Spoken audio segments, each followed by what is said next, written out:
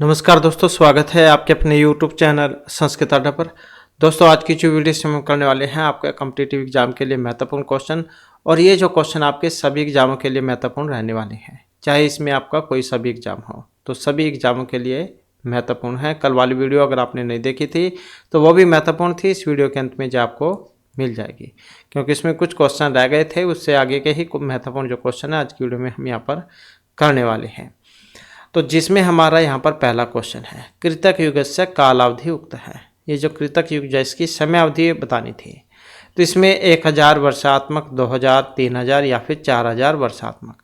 तो कृतक युग से कालावधि उक्त है, तो कितनी कही गई है? 4000 वर्षात्मक, जो कि यहाँ पर ऑप्शन डी में है। अगला क्वेश्चन है, निष्क्रमण संस्कार कर्तव्य है।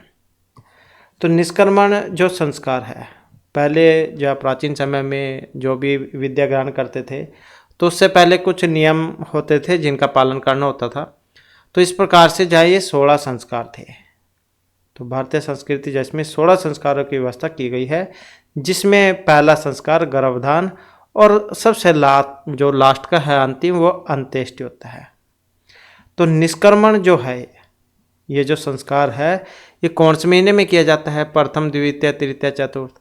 तो निष्क्रमण संस्कार होता है चौथे महीने में, जो कि यहाँ पर ऑप्शन डी में आया है। तो निष्क्रमण संस्कार चतुर्थ मासी, 16 संस्कार होते हैं। नेक्स्ट है, मृग्या गण्यते। कामज गणे, क्रोध, मोह या लोभ गणे। तो मृग्या गण्यते। तो मृग्या, मृग मतलब हिरण को कह देते थे, शिकार को कामज गण के अंतर्गत गिना गया है। तो यह है ऑप्शन ए। नेक्स्ट है, विवादेषु प्रदर्शिता व्यवहार वर्तते। तो इसका संबंध इनमें से किससे है? विवादेषु उपदर्शिता है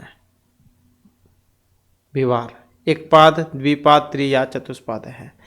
तो विवादेषु उपदर्शिता चतुष्पाद व्यवहार वर्तते। कौन सा? चतुष्पाद, ऑप्शन डी। नेक्स्ट है, स्मृति विरोध का बलवान। व्यवहार न्याय राजा या फिर न्यायाधीश। तो स्मृति विरोधे का बलवान। तो स्मृति विरोधे मतलब स्मृति के विरोध में कौन होगा बलवान? न्याय बलवान होगा, जो कि ऑप्शन बी में है। नेक्स्ट है, प्रतिबदनाति ही श्रेय पूज्य पूज्य व्यतिक्रम कस्य मुक्ति ही। कामधेनु, नंदनी, दिलीप या अवशिष्ट। तो प्रतिबदनाति ही श्रेय पूज्य पूज्य व्यतिक्रम है। तो इसका जो संबंध है तो किससे है? ये वशिष्ठ ऋषि से है, और रघुवंश महाकाव्य उससे संबंधित है, उसमें से लिया गया है, जो महर्षि कालिदास के द्वारा रचित है। तो प्रथम सर्ग जो उसमें से लिया गया था ये वाली उक्ति, तो ये ऋषि वशिष्ठ द्वारा कहे गए हैं। नेक्स्ट है, नमुचित विषय इत्यस्य पदस्य अर्थ है। नारदेन, रावणेन, इंद्रेन या माघेन। तो इसका संबंध इनमें से किससे है?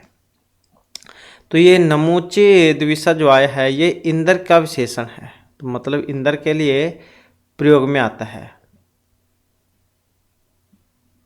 और इंद्र की उत्पत्ति जो विराट पुरुष का जो मुख है उससे मानी गई थी। इसके बाद है, सर्वथा न कंचन सप्रीशंति शरीर धर्माणाम उपतापः कस्मात् ग्रंथात् एतवाक्यम् उद्धृतम्। 10 कुमार चरितम, हर्षचरित, नैषधीय, कादम्बरी। तो सर्वथा न कंचन सप्रीशंति शरीर धर्माण उपतापः। तो इसका अगर हम संबंध देखते हैं तो ये कादम्बरी से है। तो कादम्बरी किन के द्वारा रचित है? महर्षि बाणभट्ट के द्वारा। 2 भागों में बटी हुई थी ये, पूर्वार्ध उत्तरार्ध में। तो क्या कहा गया था इसमें? तो इसमें महर्षि बाणभट्ट जो कहते हैं कि ऐसा कभी हो ही नहीं सकता कि किसी भी सिरधारी को पीड़ाई बिल्कुल भी स्पर्श ही न करे। सर्वथा न कंचन सप्रीशंति श्रीधर्म नाम उपतापः, कि ऐसा कभी नहीं हो सकता कि किसी भी सिरधारी को पीड़ाई बिल्कुल ही स्पर्श न करे। मतलब कष्ट तो होता ही है, चोट लग जाए, कोई वस्तु खो जाए। नेक्स्ट है, श्री कृष्ण से सम्मुखम गौरवर्ण है नारद है कस्याभिरामतम आचोरत। सूर्य से, कृष्ण से, चंद्रमा से या फिर बलदेव से। तो कृष्ण और नारद से आप समझ गए होंगे। तो शिशुपालवध जो महाकाव्य उसमें से आता है, महर्षि माघ के द्वारा रचित है। तो श्री कृष्ण के सम्मुख गौरवर्ण वाले महर्षि नारद चंद्रमा के समान सुशोभित हो रहे थे। तो किसके समान? चंद्रमा के समान। तो इस प्रकार से ऑप्शन सी। नेक्स्ट है हेतु इति हेतु तद उद्भवे। इति कस्य मतम, जगन्नाथस्य, हेमचंद्रस्य, वाग्भटस्य या फिर मम्मटस्य। तो काव्य के हेतु बताते समय जो आचार्य मम्मट है उन्होंने बतलाया था ये कि शक्ति निपुणता लोक शास्त्र काव्याद अवेक्षणात् काव्यज्ञ शिक्षाभ्यास इति हेतु तद उद्भवे, ये वाला। तो ये वाक्य कहे थे मतलब श्लोक के माध्यम से। तो इति हेतु तद उद्भवे, इसका संबंध था आचार्य मम्मट से। नेक्स्ट है उपमान उपमेय बिंब प्रतिबिंब भाव चेत कह तत्तर अलंकार है। वेरी वेरी इंपॉर्टेंट है क्योंकि अलंकार भी जो एग्जाम में जरूर आते हैं। तो जहाँ पर बिंब प्रतिबिंब भाव दिखलाया गया हो तो उसमें अलंकार होगा। तो कौन सा अलंकार होता है वहाँ पर, निदर्शन, दीपक, व्यतिरेक या दृष्टांत। तो कौन सा होगा, उपमान उपमेय में बिंब प्रतिबिंब भाव होने पर तो वहाँ पर होगा दृष्टांत अलंकार। तो इन उपमान उपमेय उनके विशेषण और साधारण धर्म आदि सब का जो है भिन्न होते हुए भी उपम के प्रतिपादनार्थ उपमान वाक्य और उपमेय वाक्य में पृथक उपादान स्वरूप बिंब प्रतिबिंब भाव होने पर दृष्टांत अलंकार होता है। तो ये जो है यहाँ पर लक्षण जो है ये भी आप याद रखिएगा। उपमान उपमेय हो ये भी आ जाता है कई बार एग्जाम में, उपमान और उपमेय में ये वाला भी, और बिंब प्रतिबिंब भाव ये वाला भी। तो उसमें अलंकार होगा दृष्टांत अलंकार। नेक्स्ट है ध्वनि प्रभेदेषु उत्कृष्टः का। अलंकार ध्वनि भाव रस यह वस्तु ध्वनि है। तो ध्वनि प्रभेदेषु उत्कृष्ट का तो कौन सा है ध्वनि, किन्हें जान जाता था ध्वनि के लिए, आचार्य आनंदवर्धन को ध्वनि संप्रदाय के लिए। तो ध्वनि प्रभेदों में उत्कृष्ट कौन सा है, तो ये रस ध्वनि को माना गया था। तो ध्वनि प्रभेदों से उत्कृष्टता रस ध्वनि है। और आचार्य मम्मट ने अपने काव्य प्रकाश में ध्वनि के समस्त भेदों और उपभेदों में रस ध्वनि को उत्कृष्ट माना था। तो ध्वनि के लिए किन जान जाता है, आचार्य आनंदवर्धन को। और ये रस की बात जो यहाँ पर हुई है ये आचार्य मम्मट ने कही है। इसके बाद है हेतु अपि लभते स्वर्गम जित्वा तु लभते यश है। तो उर्भंग द्वोत वाक्य मध्यम योग या कर्णभार किस में से लिया गया है, तो और क्या कहा गया था इसमें। तो इसकी बात करें तो कर्णभार जो है महाभारत में जो है उसमें से लिया गया है, और मिर्चिवास जो है उनके द्वारा रचित इन्होंने जो 13 नाटक लिखे थे तो उनमें से ही है, और एकांकी नाटक के अंतर्गत आता है कर्णभार। तो कर्ण के सारथी शल्य के द्वारा ये जो है तब कहा गया था जब युद्ध भूमि में जाते हुए मतलब युद्ध भूमि में जाते समय कर्ण का मन विचलित हो रहा था। तब उसने कहा था कि यदि मारे जाओगे तो स्वर्ग प्राप्त करोगे और जीतने पर यश की प्राप्ति होगी। तो कर्णभार जो उसमें से है। कई बार तो ये भी आ जाता है कर्णभार नाटक एकांकी मतलब क्या है, ये सरग है महाकाव्य है, तो एकांकी नाटक है। ये एक अंक होता है जिसमें होता है एकांकी। तो कर्ण का सारथी था शल्य, तो उनके द्वारा कहा गया था कि जब युद्ध में जाते समय कर्ण का मन विचलित हो रहा था कि यदि तुम मारे जाओगे तो स्वर्ग को प्राप्त होगे और जीतने पर यश की प्राप्ति होगी, इसलिए हर तरह से तुम्हें युद्ध करना चाहिए। नेक्स्ट है यास्यति अज शकुंतला इति हृदयं पृष्ठम उत्कंठया इति कस्य वचनम दुष्यंतस्य कर्णव सार्धवत या फिर गौतमी। तो इन ऑप्शन से भी कई बार पता लग जाता है कि जो श्लोक है वो या फिर पंक्ति जो है वो कहाँ से ली गई है। तो अभिज्ञान जो शकुंतलम है उसमें से ये जो ली गई है कि आज जो शकुंतला है वो अपने पति घर को जाने वाली है, सभी उसे जाने की अनुमति दे। तो विदाई के अवसर का है चतुर्थ अंक में से मिर्च कन्नव के द्वारा बात ये कही गई थी, वहाँ के जो पेड़ पौधे जो पशु पक्षी थे उनसे। इसके बाद है वितरती गुरु प्राज्ञ विद्या यथेव जड़े तथा इतियुक्ति कस्मी नाटक आया थी महावीर चरिते मालती माधवे मालविका अग्निमित्र या फिर उत्तराम चरिते। तो कहाँ से ली गई है, तो इसका जो संबंध है ये उत्तराम चरित से रहेगा। तो कहाँ से ली गई है, ये उत्तराम चरित जो उसमें से है द्वितीय सरक में से जिसमें से द्वितीय जो सर्ग है उसमें से है, चतुर्थ नंबर का श्लोक था इसमें। तो इसमें वन देवता के पूछने पर आत्रेय कहती है कि वितरती गुरु प्राज्ञ विद्यायथैव तथा जड़े, मतलब उसी से लगा लो जैसे क्लास है, क्लास में अध्यापक जो होता है टीचर, वो सभी को समान रूप से पढ़ाता है। 30-40 बच्चे होते हैं क्लास में, तो सभी को समान रूप से पढ़ाता है। अब उसमें ये नहीं देखता कि कोई अमीर है, गरीब है, काला है, गोरा है, तो सभी को समान रूप से पढ़ाता है। अब वो तो सभी का अपनी कैचिंग पावर अलग अलग होती है, कोई क्लास में फर्स्ट आ जाता है, कोई पीछे रह जाता है, कोई किसी काम को जल्दी कर लेता है, कोई धीरे धीरे करता है। तो लेकिन जो है सभी को समान रूप से ही समझाया जाता है। तो वही बात यहाँ पर थी, वितरती गुरु प्राज्ञ यथैव तथा जड़े। गुरु जो होता है हमेशा सभी को समान रूप से विद्या देता है, चाहे उसमें कोई तेज बुद्धि वाला है या फिर कोई मूर्ख बुद्धि मतलब कम बुद्धि वाला है। इसके बाद है मुख संधि अंगानी संति, द्वादश, चतुर्दश, त्रयोदश या फिर एकादश। तो मुख संधि के अंग है, मुख संधि के अंग होते हैं 12। तो ऑप्शन ए वाले कौन कौन से हैं? उपक्षेप, परिकर, उपक्षेप, परिकर, परिन्यास, विलोभन, मुक्ति, प्राप्ति, समाधान, विधान, परिभावना, उद्भेद, भेद और करण। तो इस प्रकार से मुख संधि के 12 अंग जो ये बतलाए गए थे। नेक्स्ट है मुद्रा राक्षस नाटके मुद्रा केन सम्बद्धा भवति। मुद्रा राक्षस, ये राक्षस जो थे इसमें प्रतिनायक के रूप में थे, विशाखा दत्त के द्वारा रचित था मुद्रा राक्षस नाटक ये। तो इसमें इनके पास ये अंगूठी थी, उसके नाम पर ही पड़ा था इसका नाम, ये मुद्रा राक्षस। मुद्रा मतलब अंगूठी थी। तो इसका संबंध मल्लकेतु, चंद्रगुप्त, चाणक्य, राक्षस किसके साथ संबंधित है? तो इसका जो संबंध है ये राक्षस से है। तो राक्षस थे, 7 अंक है इसमें। चाणक्य नायक थे और प्रतिनायक के रूप में थे ये राक्षस। इसके बाद नाट्य शास्त्र से अभिनव भारती थी व्याख्या करता। नाट्य शास्त्र पर जो अभिनव भारती व्याख्या की गई है, आनंदवर्धन, भरत धनंजय या अभिनव गुप्त है। तो नाट्य शास्त्र, भरतमुनि का नाट्य शास्त्र, तो इस पर अभिनव भारती नामक व्याख्या करने वाले जो थे ये श्री अभिनव गुप्त थे, ये वाले। नेक्स्ट आ जाता है सात्विक भाव की संख्या।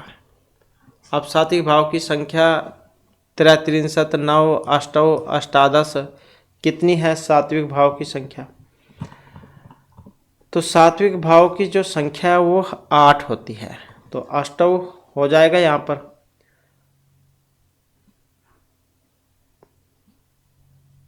और कौन कौन से हैं? स्तंभ, स्वेद, रोमांच, अश्रुपात, कंप, विवर्णता, प्रलय, स्वरभंग। तो ऐसे जो है ये 8 होते हैं। तो सात्विक भाव की संख्या 8 होती है।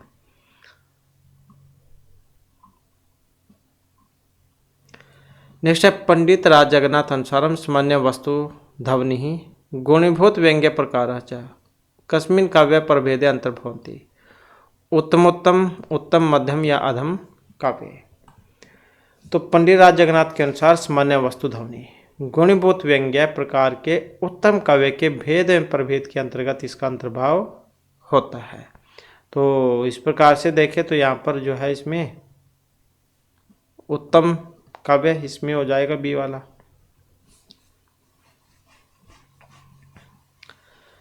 तर्क संग्रह कति द्रव्याणि, द्रव्य कितने होते हैं? तो द्रव्य की संख्या जो है तर्क संग्रह के अनुसार पूछा गया है। पदार्थ तो 7 होते हैं, द्रव्य गुणकर्म सामान्य विशेष समय अभाव। तो अब द्रव्य कितने हैं? द्रव्य की संख्या 9 होती है। कितनी? 9। पृथ्वी, जल, तेज, वायु, आकाश, काल, दिक्, आत्मा, मन। पृथ्वी, जल, तेज, वायु, आकाश, काल, दिक्, आत्मा, मन। तो इस प्रकार से जो है ये तर्क संग्रह जो है नंबर द्वारा जो रचित है, इसमें 9 जो है इनकी संख्या बतलाई गई थी। पदार्थ 7 होते हैं, उनके आगे भेद है, जैसे गुण 24 पढ़े थे हमने। इसके बाद तर्क संग्रह अभावस्य कति भेदः। अब तर्क संग्रह के अनुसार अभाव के भेद हैं। यह क्वेश्चन हमने इनसे पहले वाली वीडियो में आपको बतलाया था, पदार्थ वाला क्वेश्चन है। द्रव्य गुणक्रम सामान्य विशेष समवाय अभाव, जो सबसे लास्ट का था। तो द्वौ चत्वारः अष्टौ या षट् कितने थे? तो ये थे चत्वारः हैं, 4। प्राग भाव, प्रध्वंस भाव, अत्यंता भाव और अन्यन्य भाव। तो इस प्रकार से जो है ये 4 होते हैं। तो तर्क संग्रह में कितने बतलाए गए थे? चत्वारः हैं, 4। न्यायस्य अव्यवः कति सन्ति? 3, 5, 7 या फिर 9।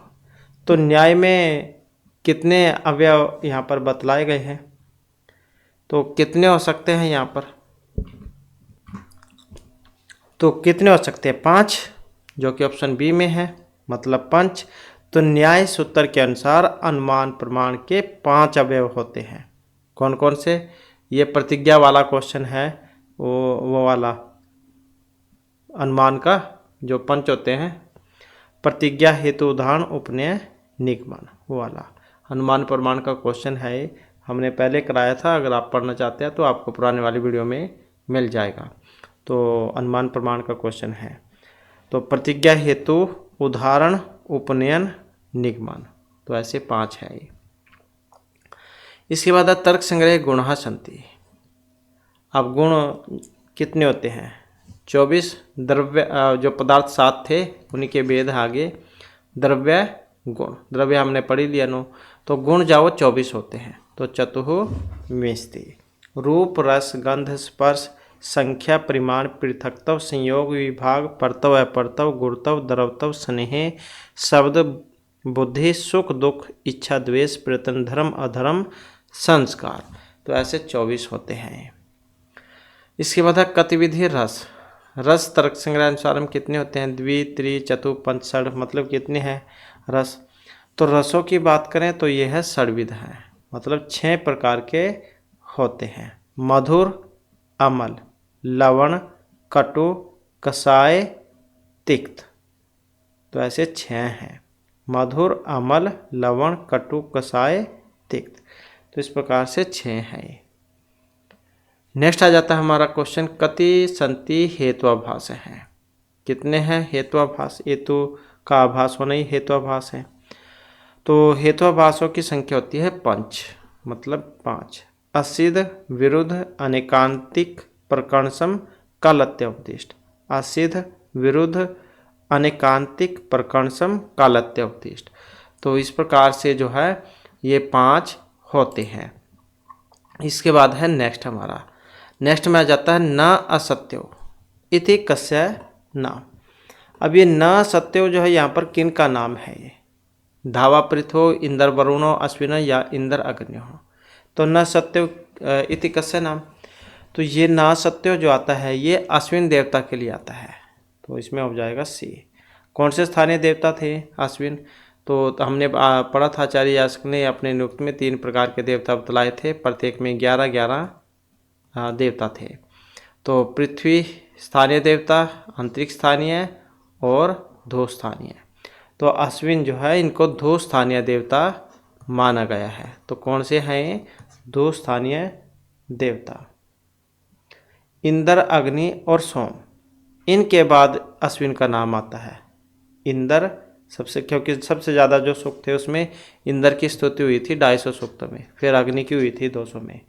तो इंद्र, अग्नि, सोम, इनके बाद में आता है अश्विन का नाम।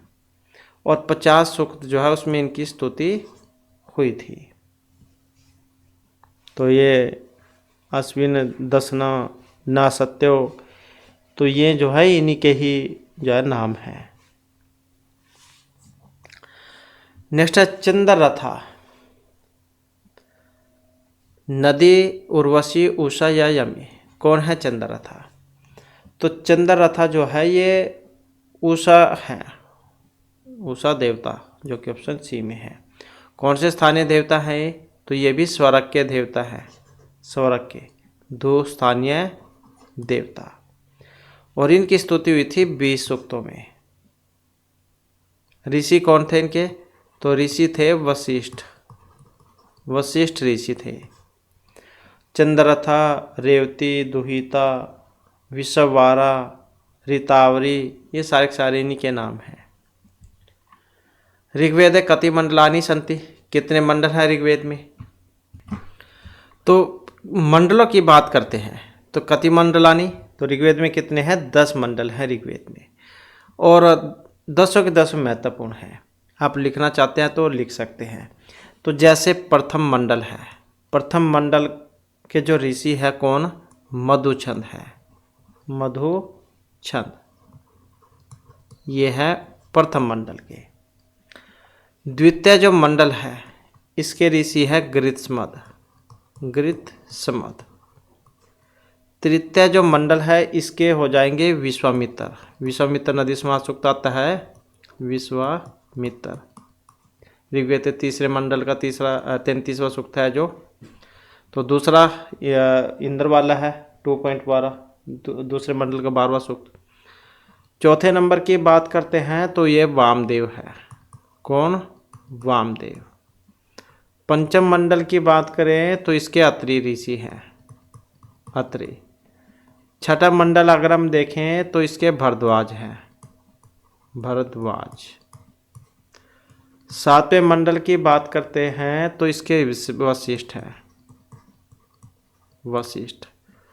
आठवें मंडल की अगर हम बात करें तो इसके हैं कर्णव भी हैं, भृगु भी हैं और अंगिरा भी है। अंगिरा कह देते हैं, अंगिरस भी कह देते हैं। नौवें मंडल की अगर हम बात करें तो इसके सोम है, सोम, पवमान भी कह देते हैं इनको। और जो 10वें मंडल की अगर हम बात करें तो ये इसमें है विमद, तृतीय विमद। तो ये 10 मंडल हैं। इन 10 के जो ऋषि हैं वो एग्जाम में जरूर आ जाते हैं। तो प्रथम मंडल में मधुछंद, द्वितीय गृत्समद, तृतीय विश्वामित्र, चतुर्थ वामदेव, पंचम मंडल अत्रि, षष्ठ मंडल भरद्वाज, सप्तम मंडल वशिष्ठ, अष्टम मंडल कर्णव, भृगु, अंगिरस, नवम मंडल सोम या फिर पवमान कह लो आप, और 10वां जो मंडल है तृतीय विमद है। तो इस प्रकार से ये जो है इसमें ऋग्वेद में आपके 10 मंडल हैं, 1000 इसमें सूक्त है, 10,580 मंत्र हैं। नेक्स्ट हमारा क्वेश्चन आ जाता है कपर्दी देव है, अग्नि, वरुण, रुद्र या बृहस्पति है। तो किन के लिए आता है कपर्दी देव? तो इसका अगर हम इसमें संबंध देखते हैं, कपर्दी देव कौन है? रुद्र है, जो कि ऑप्शन सी में है। ऋग्वेद में जो 33 सूक्तों में इनकी जो स्तुति है वो मानी गई थी, और इसके देवता रुद्र और ऋषि गृत्समद है, ऋषि गृत्समद है। त्रिष्टुप छंद है इसमें। नेक्स्ट है जैमिनी शाखा, कस्य वेदस्य, ऋग्वेद, यजुर्वेद, सामवेद या फिर अथर्ववेद। तो जैमिनी शाखा है, तो जैमिनी शाखा का संबंध जो है ये आपका हो जाएगा सामवेद में। जैमिनिया, कोतमिया, राणा रणिया, ये जो वाली जो शाखाएं हैं ये सामवेद में है। और ऋग्वेद में साकल वो वाली है, पिपलाद और सोनक, ये 2 पहले 9 थी, अब इस समय ये 2 है, पिपलाद और सोनक, ये अथर्ववेद में है। नेक्स्ट आ जाता है हमारा क्वेश्चन नक्षत्र संपात गणना का वेद काल निर्धारित है। मैक्स मुलर, वेबर, बाल गंगाधर तिलक या फिर जैकोबी। नक्षत्र संपात गणना वेद काल निर्धारित है। तो वैदिक काल के विभिन्न सिद्धांतों के प्रवर्तक एवं प्रसिद्ध विद्वान बाल गंगाधर तिलक जो है उन्होंने ज्योतिष के आधार पर वेद काल निर्धारण किया था।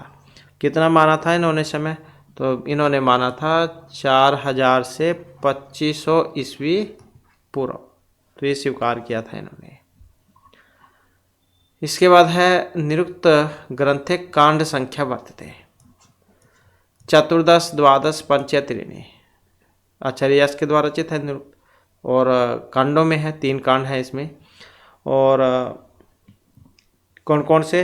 नैगम, निघंटु, नैगम, दैवत कांड। और कितने अध्याय हैं इसमें? 12। तो कांड कितने हैं? 3।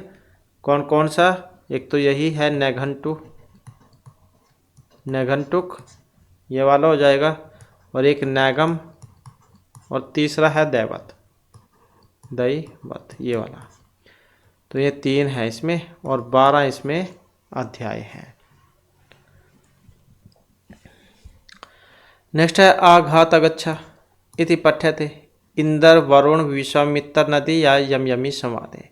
तो किसमें है इनके बारे में वर्णन हुआ है आघात अगच्छा?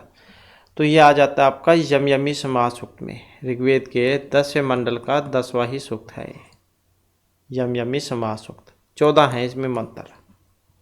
तो इसके ऋषि हैं ये वैश्वती यम। तिष्टुप छंद है इसमें। नेक्स्ट है तमसमा ज्योतिर्गम्य मृत्युर्मामृतम गम्य। ऐसा ये मंत्र आता है। इति कुत्र विद्यते ऋग्वेदे बृहदारण्यके के अथर्ववेद या संविधानी। किसमें है तमसमा ज्योतिर्गम्य? अंधेरे से प्रकाश की ओर ल चलो। तो ये जो है ये आपका बृहदारण्यक उपनिषद में है। तो बृहदारण्यक उपनिषद और ईशावास्य उपनिषद ये दो आपके शुक्ल यजुर्वेद में है। 6 अध्याय हैं इसमें। नेक्स्ट है अधोंकितानाम समीचीन उत्तरम चुनुत। इनका क्या है सही मिलान करना है। मिलान करने का तरीका सबसे बढ़िया जो है सबसे अच्छा वही है जिसका भी पहले पता हो उसी का आप मिलान करके देख लें। तो जैसे वेद के 6 अंग हमने आपको बतलाए थे शिक्षा कल्प व्याकरण ज्योति छंद। तो कल्प जो इसकी उत्पत्ति हाथ से मानी गई थी। तो सी का 4 में देख लो कौन सा है अभी यहाँ पर। अब सी का 4 बस एक ही है ये वाला। तो इसका मतलब यही हमारा सेंसर है क्योंकि और तो कहीं पर है ही नहीं। अब अपने छोटी के लिए आप जो है इसको अन्य को भी मिलान करके देख सकते हैं। तो जैसे शर्मापणि समाज सूक्त है।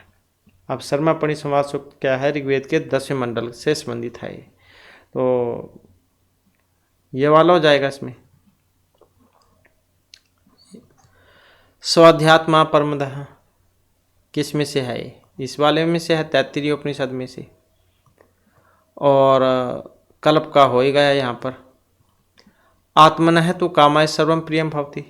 तो ये बृहदारण्यक उपनिषद जो उसमें से है। तो इस प्रकार से इनका मिलान हो जाएगा।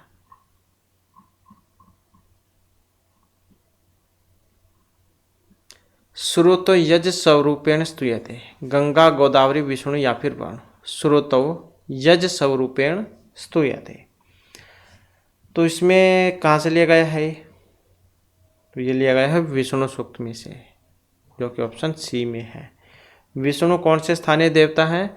तो विष्णु जो है ये 2 स्थानीय देवता हैं। ऋषि कौन है इसके? ऋषि है दीर्घतमा।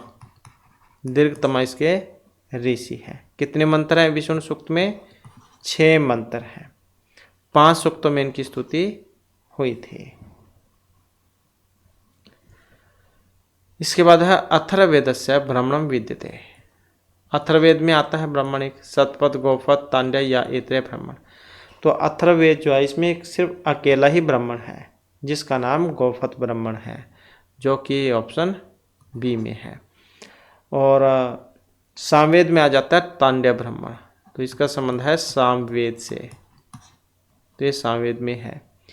और ऐतरेय ब्राह्मण यह आ जाता है आपका ऋग्वेद में। ऋग्वेद ये ऋग्वेद में है।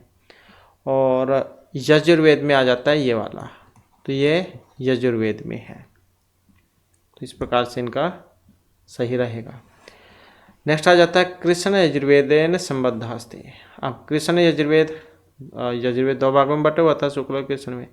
तो कृष्ण में कौन कौन से हैं? छांदोग्य कठोपनिषद ऐतरेय या ईशावास्य उपनिषद। तो कौन सा किसके साथ संबंधित है? अब इसमें अगर हम देखें तो कृष्ण यजुर्वेद तो इससे संबंधित तो ये वाला ही है कठोपनिषद।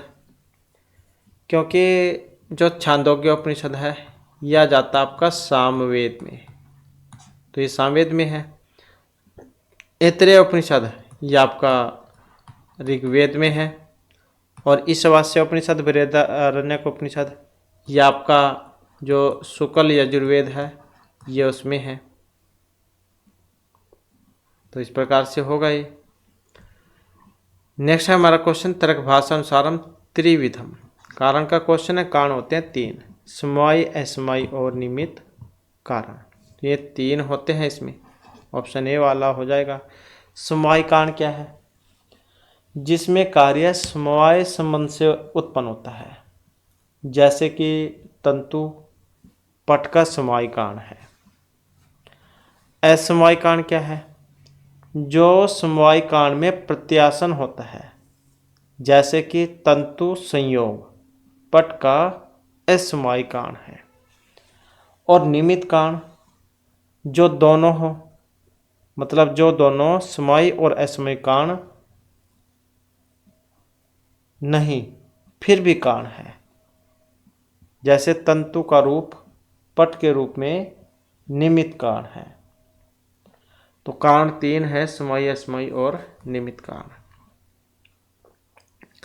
वाक्य होता है ध्वनि आकांक्षा युक्त शब्द या वर्ण समूह। वाक्य किसे कहा जाएगा? जिसमें आकांक्षा, योग्यता, आसक्ति, सन्निधि ये सारे हों तो उसे ही वाक्य कहा जाता है। तो आकांक्षा, योग्यता, सन्निधि वाले पदों का समूह वाक्य होता है, जैसे कि गौ, आसव, पुरुष, हस्ती। ये 4 पद समूह वाक्य नहीं है क्योंकि इनमें आकांक्षा ही नहीं है, इनका मतलब ही नहीं निकला कुछ। तो वाक्य वही होगा जिसका कुछ मतलब निकले। तो ऑप्शन हो जाएगा बी वाला।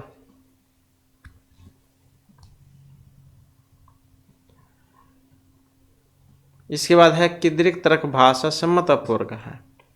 दुखस्य आत्यंतिक निवृत्ति, दुखस्य एकांतिक, ब्रह्मा आयुषम या स्वर्गात्मक। तर्क भाषा सम्मत अपवर्ग है।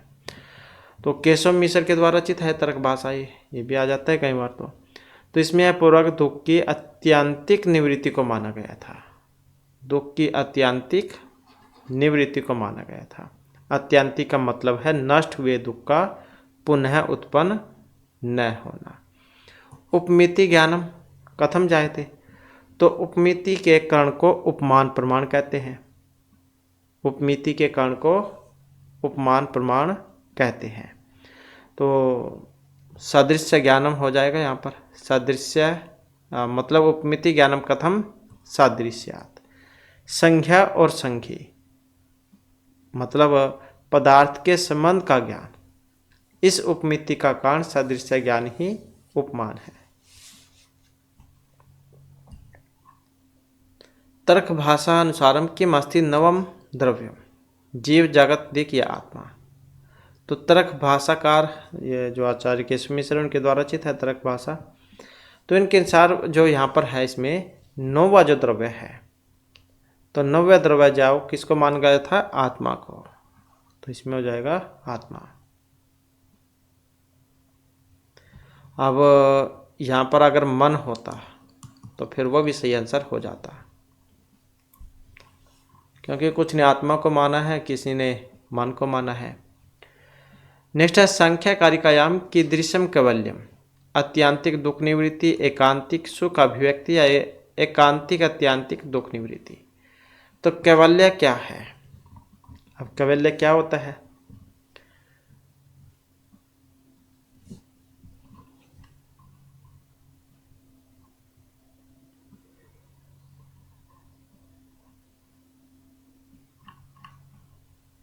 ये रह गया, चलो कोई बात नहीं। पहले हम जो है संख्या कारिकायाम कीदृशम कैवल्यम। अब क्या है कैवल्य? तो ईश्वर कृष्ण की है संख्या कारिका, क्योंकि संख्या दर्शन तो कपिल मुनि का था। तो ईश्वर कृष्ण की संख्या कारिका में कैवल्य जात 2 दुखों की निवृत्ति के बाद बताया गया है, एकांतिक और अत्यांतिक दुख निवृत्ति। ये वाला एकांतिक क्या है? एकांतिक होता है उत्पन्न हुए दुख का नाश होना, और अत्यांतिक ये होता है नाश हुए दुख का पुनः उत्पन्न न होना। तो ये 2 जो है यहाँ पर बतलाए गए थे। कैवल्य 2 दुखों की निवृत्ति के बाद बताया गया, एकांतिक, अत्यांतिक। इसके बाद है संख्या कारिकायाम ज्ञानम कस्य धर्म है, अहंकारस्य, प्रकृति, पुरुषस्य या बुद्धि। तो संख्या कारिका में ज्ञान किसका धर्म है? संख्या कारिका में महाशरीर की उत्पत्ति 25 तत्वों से बतलाई गई थी। तो ज्ञान कस्य धर्म है? अहंकारस्य, प्रकृति, पुरुषस्य या बुद्धि। तो बुद्धि का ही है। तो संख्या कारिका में जो 25 तत्व है इसमें बुद्धि को ज्ञान का धर्म कहा गया है, और इसकी उत्पत्ति प्रकृति से होती है। मह तत्व से अहंकार की उत्पत्ति होती है, और अहंकार से आगे जो पंच तन्मात्राएं हैं उनकी उत्पत्ति होती है। तो ज्ञान कस्य धर्म है? बुद्धि है। बुद्धि को ज्ञान का धर्म कहा गया है। वेदांत सारे अज्ञानस्य कतिविधा शक्ति है। यह ज्ञान का क्वेश्चन है। तो कितने प्रकार की शक्ति है? तो सदानंद जो है इनके द्वारा रचित है वेदांत सार, आचार्य सदानंद का वेदांत सार है। तो इसमें जो है अज्ञान की 2 शक्तियाँ बतलाई गई थी, आवरण और विक्षेप। जैसे बरसात आती है, आप किसी चीज़ को ढक देते हैं और जैसे ही धूप आती है आप उसे खुला कर देते हैं। तो यही है आवरण और विक्षेप, किस चीज़ को ढक लेना और उसको खुला कर देना। तो इस प्रकार से जो है यहाँ पर द्विविधा। नेक्स्ट हमारा क्वेश्चन है वेदांत सारे अनिर्वचनीय किम? ईश्वर जीवा जगत या ब्रह्मा। अनिर्वचनीय कौन है वेदांत सार में? तो वेदांत सार में जो अनिर्वचनीय है तो ये ब्रह्मा है, जो कि ऑप्शन डी में बतलाया गया है। मतलब जो वाणी का विषय नहीं है, तो ये ब्रह्मा जो थे इनको बतलाया गया था। इसके बाद है नेक्स्ट में तर्क भाषायाम कति प्रमाणानि? 2 3 4 या सप्त।